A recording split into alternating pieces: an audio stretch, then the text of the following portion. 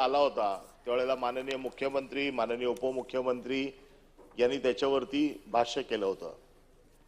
परंतु जे ह्या सभागृहात सांगितलं जे रेकॉर्डवरती आहे हे सगळं चुकीचं सांगितलं त्यावेळेला। खरं म्हणजे हा हक्कभंगाचा विषय होऊ शकतो, परंतु माननीय मुख्यमंत्र्यांना उपमुख्यमंत्र्यांना जी माहिती दिली ती चुकीची दिली आणि त्यांना दिलेल्या माहितीच्या आधारावरती ते रेकॉर्डवरती आलं। हे रेकॉर्ड माझ्या हातात आहे।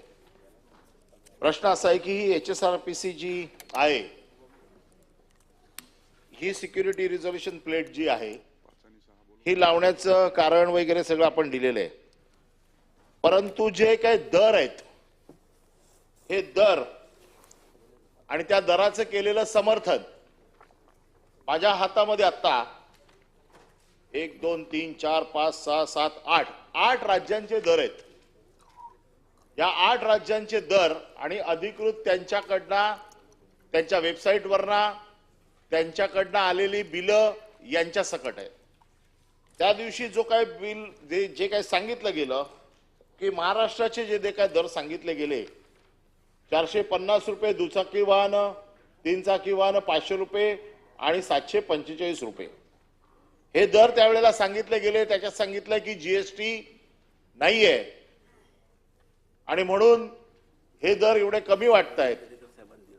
मी सगळ्या राज्यांची याच्याबरोबर तुलना केलेली आहे आणि ह्या तिन्ही कॅटेगरीमध्ये म्हणजे 2 चाकी असेल, 3 चाकी असेल, 4 चाकी असेल आणि ज्या राज्याचं आपण सतत अनुकरण करतोय आणि जे राज्य आपल्यासाठी सध्या पितामह झालेलं आहे त्या गुजरातचाच मी तुम्हाला सांगतो, बाकी कोणाचं सांगत नाही।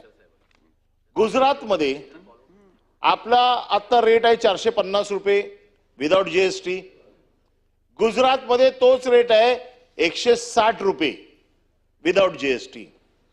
आपल्याकडे 3 व्हीलरचा रेट आहे 550 रुपये, गुजरातमध्ये तो रेट आहे 200 रुपये आणि LVMचा रेट आहे आपल्याकडे 745 रुपये, गुजरातमध्ये तो रेट आहे 460 रुपये।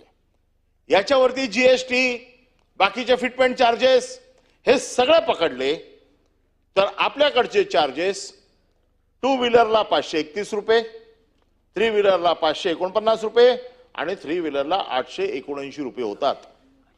तेच गुजरातमध्ये 188, 236 आणि 520 रुपये होतात। म्हणजे आपल्या आणि गुजरातमध्ये 359 रुपयाचा फरक आहे।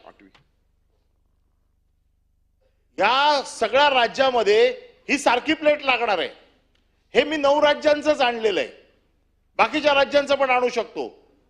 मग आपल्या राज्यामध्ये आणि त्यांच्यामध्ये असा काय प्लेटमध्ये फरक पडलाय की ज्याच्यामध्ये 300, 300, 350 रुपयाचा डिफरन्स येतो। आणि आपल्याकडे जे 3 लोक जे तुम्ही दिलेले आहेत या 3 लोकांमध्ये ज्या 3 कंपन्या तुम्ही दिल्या या 3 कंपन्यांमध्ये रोजमेट्रा नावाची जी कंपनी आहे ही कंपनी आपल्या बरोबर बाकीच्या राज्यात पण काम करते, बाकीच्या राज्यात काम करते, तिकडे तिला हे दर परवडतात। मग आपल्या राज्यामध्ये 300, 350 रुपयाचा डिफरन्स हे मधलं मार्जिन गेलं कुठे?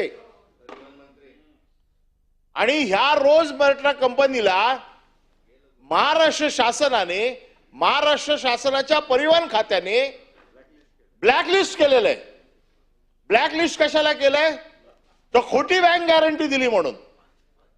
जर खोटी बँक गॅरंटी देऊन जो माणूस आपल्याकडे काम करतो त्या ब्लॅकलिस्ट केलेल्या माणसाला आपल्या राज्यामध्ये काम दिलं जातं, त्या कामामध्ये बाकीच्या सगळ्या राज्यांमध्ये किमान 250 ते 400 रुपयाचा फरक पडतो। माझे 2 स्पेसिफिक प्रश्न आहेत की एक तर ब्लॅकलिस्ट